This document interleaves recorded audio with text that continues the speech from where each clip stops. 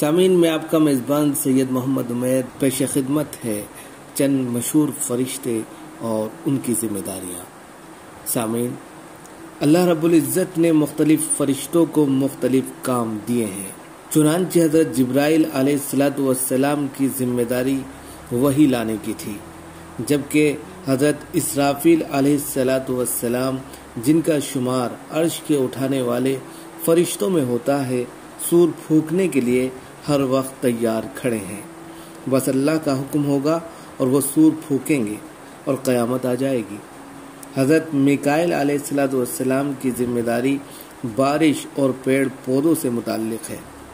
حضرت عزرائیل علیہ السلام جنہیں ملک الموت یعنی موت کا فرشتہ کہا جاتا ہے، بہت سے فرشتوں کے ساتھ رہتے ہیں اور لوگوں کی جانیں نکالتے ہیں۔ منکر اور نکیر نام کے دو فرشتوں کا کام قبر میں مردے سے سوال و جواب کرنا ہے۔ کرامن کاتبین کے نام سے مشہور فرشتوں کا کام لوگوں کی اچھائی اور برائی ہر چیز لکھ کر محفوظ کرنا ہے۔ ان کے علاوہ اور بھی بہت سے فرشتے ہیں، جن میں سے بعض تو دن رات صرف اللہ رب العزت کی حمد و ثنا اور تسبیح و مناجات میں مشغول رہتے ہیں۔ بعض کا کام دنیا میں ہونے والے ہر کام کی اللہ کے حکم سے تدبیر کرنا ہے۔